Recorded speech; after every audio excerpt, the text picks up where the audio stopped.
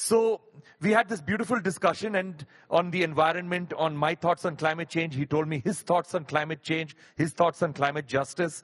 And then he basically encouraged me to stop all other forms of commercial music and only focus on creating music on things that I feel strongly about, which in my case was the environment. So when the Prime Minister of your country gives you some advice, you're going to take it seriously, right? So then when I left his office, that is when I decided that every single piece of music that I make, every single piece of music that comes out of my head, comes off my fingers, or comes out of my studio is going to be about the environment, about raising awareness on climate change, raising awareness on various issues with regard to social impact. And that is what started off a new journey of mine. And after that, I won another 2 Grammy Awards, so it was good. Before skipping to my next question, I just want to hear it from you. How does it feel to have a Padma and also 4 Grammy? Like, is your house full of awards now?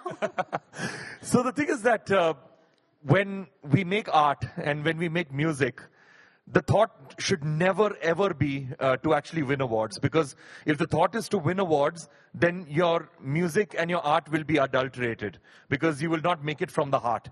So it's very important to make your music completely from the heart, completely unadulterated, exactly the way that you want it to be. Once you complete the music, then you take off the creator hat and you put on the marketing hat, you know. So that is what you need to do. Because once the music is complete exactly the way you want it to be, unadulterated, then you can start marketing your music. So a lot of people say that, oh, I don't like awards. Awards don't matter. Of course, the awards should not dictate the creative process of making your music. But at the same time, if you win an award for creating your music, you should take it with a lot of pride, and you should also take it with a lot of humility, simply because that award gives you a platform. You know, it gives you a platform for doing bigger and better things, for more and more people to take you seriously, for you to collaborate with other musicians that you've always wanted to collaborate with. And in my case, since all of my music has got a message, either environmental or positive social impact, the message is also important, and these awards and these platforms help me spread that message further and wider. So I guess that is the reason, because before I won my first Grammy Award, when I would talk about the environment, some people would take me seriously, some people would not take me seriously. But then after I won that first Grammy Award, a lot more people started taking me seriously. And it's the same with the Padma Award. Yeah. I consider that to be the greatest honor of my life, because the Grammy Awards is given based on a particular project or a particular song that you've done in that particular year. But the Padma Awards is an award from my own country, so it feels amazing to get an award from my own country. And also, more importantly, the Padma Award is given for the entire career, you know, and your entire life. So it is easily the biggest honor that I've ever had. And I will obviously live up to it. And it has encouraged me to do bigger and better work. As you were speaking about the country, ಈ national anthem ಬಗ್ಗೆ ನಾವು unfortunately ಎಂಥ ಸಮಾಜದಲ್ಲಿ ಇದ್ದೀವಿ ಅಂತಂದ್ರೆ ಥಿಯೇಟರ್ಗಳಲ್ಲಿ national anthem ಹಾಕ್ಬೇಕಾ ಬೇಡವಾ ಅನ್ನೋದ್ರ ಬಗ್ಗೆನೂ ಕೂಡ ಚಕಾರ ಎತ್ತೋರಿದ್ದಾರೆ, ಅದ್ರ ಬಗ್ಗೆ ಚರ್ಚೆ ಮಾಡೋರಿದ್ದಾರೆ. But you are here celebrating the national anthem worldwide. So why is that? ಅಂದ್ರೆ ನಮ್ಮ ನ್ಯಾಷನಲ್ ಆಂಥಮ್ ಅನ್ನ, ನಮ್ಮ ರಾಷ್ಟ್ರೀಯ ಗೀತೆಯನ್ನ ಪ್ರಪಂಚದಾದ್ಯಂತ ಕೇಳಬೇಕು, ಹಾಗೆ ಅದನ್ನು ಜನ ಸಂಭ್ರಮಿಸೋ ರೀತಿಯಲ್ಲಿ ಮಾಡಬೇಕು. ಈ ಥಾಟ್ ಬಂದಿದ್ದು ಹೇಗೆ ಅಂತ ಹೇಳಿ? So for me, the national anthem is obviously extremely, extremely important. It's my favorite tune in the world, and also the first piece of music that I ever learned as a child. The first piece of music that I ever played on a keyboard was the Indian national anthem. And I've created multiple versions of the national anthem across the years.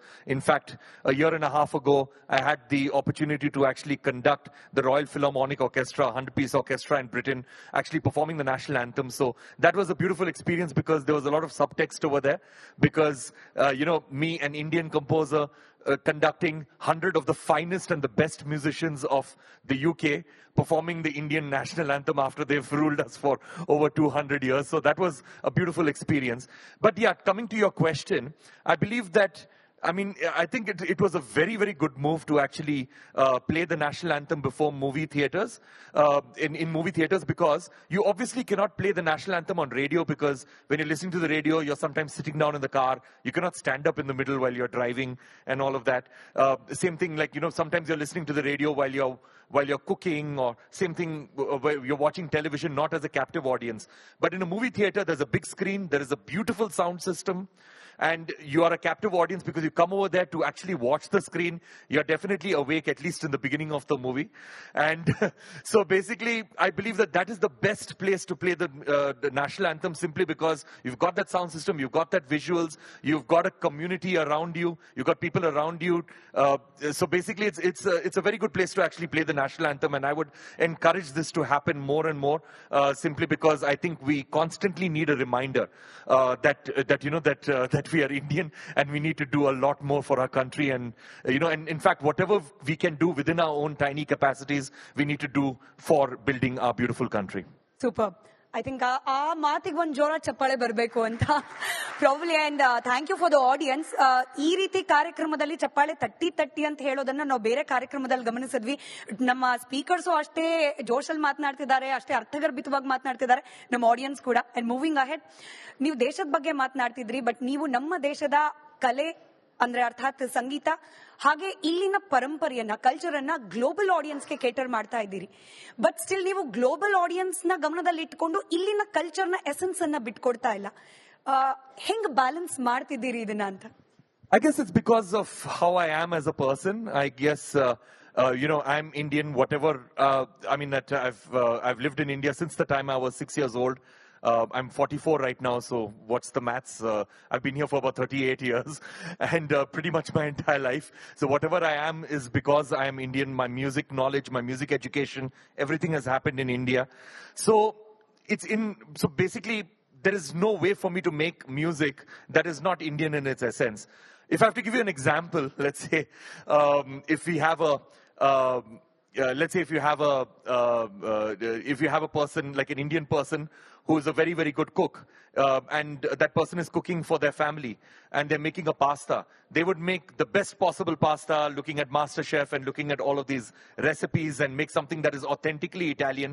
But just before the plate comes to the table, the dining table where the family is sitting down, there'll be a little bit of red chili powder thrown in and a little bit of turmeric powder thrown in. So basically, because that's how we are as Indian, that's how our palate is. And it's the same thing with me, with my musical sense, that even if I try to make something that is entirely Western, by the time the song is finished, or by the time the piece of music is finished, there will be a lot of Indianness in it, because that's how I am. Superb. Before I conclude the session, I know you play a lot with your instruments, but if you allow me to be selfish for a moment, ಒಂದು ಹಾಡಬೇಕು rickykej ಅವರು ಅಂತ ಹೇಳಿ. No, I'm seriously saying that won't be possible, simply because whatever few fans that I have, I'll lose them. I will lose them. So I'm not at all a singer. I'm only a backing vocalist. So I would prefer just to be a background vocalist. So thank you so much. Thanks. One or two lines? Absolutely not. But I can say something. Basically, there's a song that I had composed music for. This is a couple of years back, which Jogi was a part of, which was written by the late, great H.S. Venkatesh Murthy, who I absolutely deeply admired. One of the greatest poets to ever live in our world. And I had the opportunity to work with him on 2 songs. One of them was called Jaya He Kannada Taye, which I perform at a lot of my concerts. So I'd like to say a beautiful two lines that he had actually written in that song as a tribute to him. Kamana billi ee naadu, nana palukina haadu, halaviddaru ole onde ennuva, nam olavina karunadu.